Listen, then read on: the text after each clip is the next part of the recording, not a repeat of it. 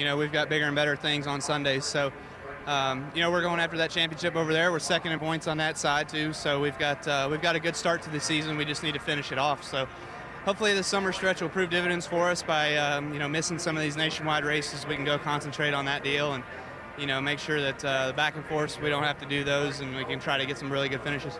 Brad Coleman steps into this car next week. Kyle Busch leaves a trail of burnouts for him to follow. So Kyle Busch with the win here today at Charlotte. Again, his 5th win of the season, the most of all drivers, and Kyle winning at this racetrack for, what, the fifth time in the last 6 tries. He loves this place. I don't think we even have to ask him about that. Let's check down with Greg Biffle, involved in that late skirmish, with Mike Massaro. Catching up now with Greg Biffle, who has a beaten and battered race car. What happened there on those closing laps? I don't know. Those guys, you know, we're all racing hard for position, and I'm not sure what happened. Somebody lost their car, you know, just, I don't know. You know, I mean, it just, that's racing. You know, it just got away from whoever it was, I guess, or somebody ran into somebody. I don't know what happened, but somebody was driving a little bit over their head, or I don't know what happened. I got to go back and watch the tape. You had a strong race car much of the day. What's it like for the day to end the way it did, knowing you had a much better race car than what the results will show? Well, it's not only that, it's just my last race driving for these guys. You know, this is, you know, there for a while I thought we were going out with a win. You know, I was going to say, how sweet is this going to be? You know, 10-race deal with the Redman Ford Fusion and Baker Curb and go out with a win. But, you know, we'd have been happy with the top 5 too. You know, we had a good car. We had a lot of steam on the top there, and it was going to be neat. I was going to run the very top those last 2 laps, but never got a chance.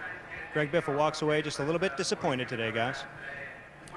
And he walks away with a finish of 13th at the end of the day here in Charlotte, and his time in the 27 car on hold for now, pending future sponsorship. Well, the NASCAR Nationwide Series on to Music City next Saturday night, and on to some of these standalone races you see upcoming. If you'd like to join us at some of those races, you'll have a good time. Go to NASCAR.com/tickets. Check it out. Back with more post-race coverage from Charlotte in a minute.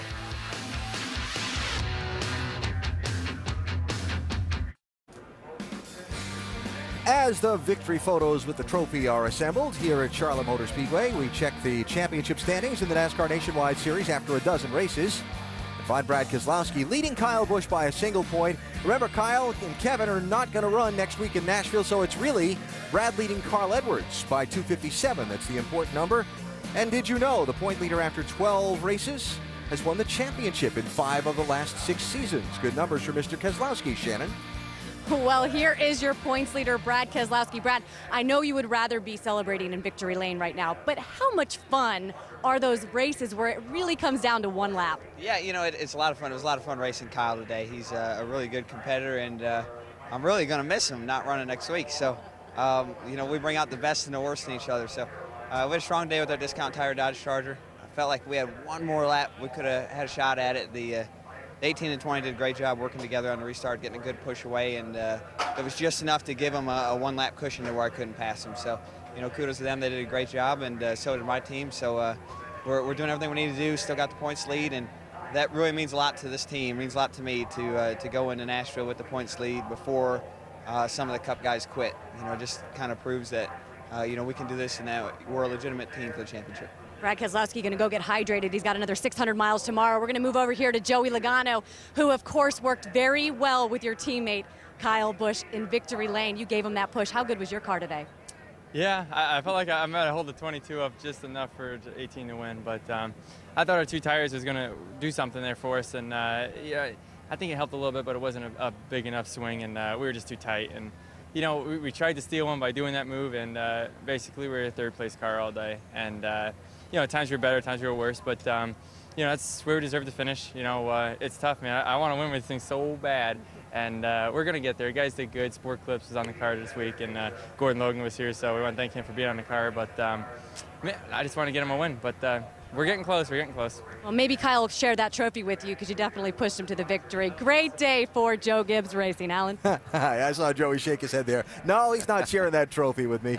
And yet Joey Logano with a strong run and a big push to get that 18 through on that last restart. We came on the air at the top of the day talking about how whoever won this race, the crew chief was going to have to work and work and work all day long. Andy, Jason Ratcliffe sure did. Yeah, he earned this win. They had the problem with the car in that first run where they had to come in and make a green flag stop and make a big adjustment.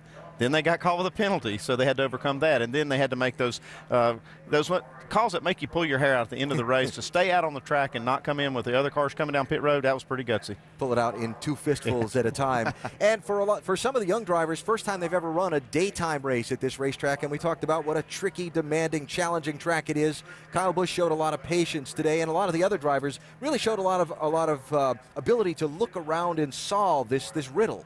Yeah, because it is just a totally different racetrack. There were a lot of these guys that had never seen this racetrack during the day, maybe some practice time that they really weren't thinking about that happening for them. So Kyle Busch did a tremendous job working on his car, overcoming the adversity. You know, he created some of it, but he was able to come back from that, and we know that he has the talent and all of that to do it. His crew chief made the right call, so some other guys got some valuable experience out there, too, in learning what a racetrack does over 300 miles in these types of situations.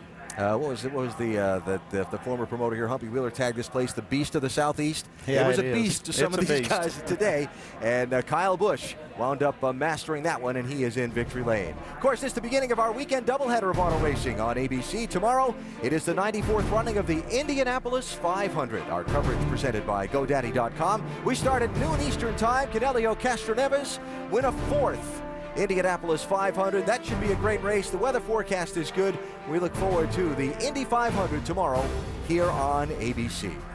Let's go back down to pit road to another guy who had a remarkable rally today. Shannon? Well, Alan, despite some troubles on pit road, Justin Allgaier top 5 finish. But the thing you got to remember is the next couple weeks, these Cup guys are going to be doing double duty, and you are not. How much momentum does this top 5 give you going into these standalone events? Well, it gives us a lot of momentum. You know, the Verizon Dodge guys do a great job week in and week out. Like you said, we battled adversity tonight, but we came back. We got a great finish. I feel like it had the caution not kept coming on at the end there. We could have really come to the field. Putting on 4, I think, was the right call. But just got to thank all the guys here. I mean, they do a great job. And thank Verizon and Nationwide. I mean, this is so much fun, and this is why we come out and do what we do. But also got to say for everybody out there to remember Memorial Day. This is a big weekend for our troops, and just remember everybody that if you know somebody, remember them, because this is a big weekend for everybody here.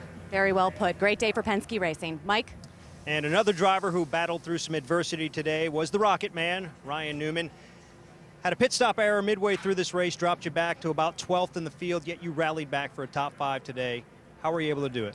Well, we had a really fast race car, but primarily on the long runs. So it took us those long runs to get spooled back up again, and we struggled at the short run. And 2 top 5s, 2 races at Phoenix Racing, and pit road pets on the hood. So it's pretty cool to have my dogs on the hood of the race car. And we had a shot on it, just didn't get going quick enough on those restarts, the green, white checkers and stuff there that we had to be able to have a good run on the outside to pass anybody. Another strong run for Ryan Newman, Dave. Well, Brian Eichler didn't get the finish he wanted, but he might have gotten the start he wanted, his first one for Roush Fenway Racing. What was the day like, and what was the conversation with Jack like afterwards? We had a good day. You know, we're real happy to have Conway Fred on board with us this weekend.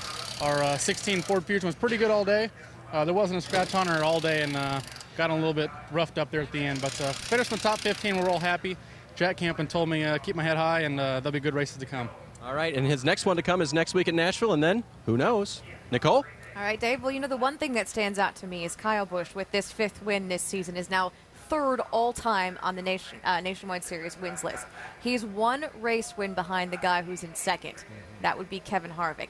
Neither one of those guys running for the championship this year, and that really is what it is all about. Yeah, no doubt about it. I'd like to say I did pick Kyle Busch to win this race. In that I think you both did, actually. Yeah, so I'll take that. And what an absolutely great run by Justin Allgaier. Started 12th, come back to 4th. But to speak to your point, he will run more races, and Kyle Busch will break all of the records, I do believe, in the Nationwide Series. He's just so good when he's in this race car, and we look forward to having him back. He's going to be off for a little while, but when he's around, it's a lot of fun to watch.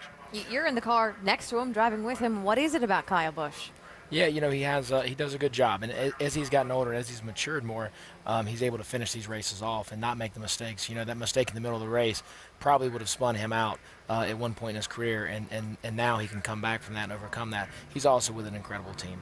You got to give a little credit to Joe Gibbs and that whole organization. I mean, those cars are fast no matter who gets them, who gets in that car. I think you're going to see that over the next couple of weeks. They're still going to be running up front. And as we look down the next couple of weeks, guys like Kyle Busch, Kevin Harvick stepping out of the car in favor of some nationwide-only drivers, and we go to some standalone events. What can we expect next week in Nashville? Well, I think it's great. We got Brad Coleman's going to step in and drive for Kyle Busch, and then we've got young Coleman Presley, who's going to be running with Junior Motorsports.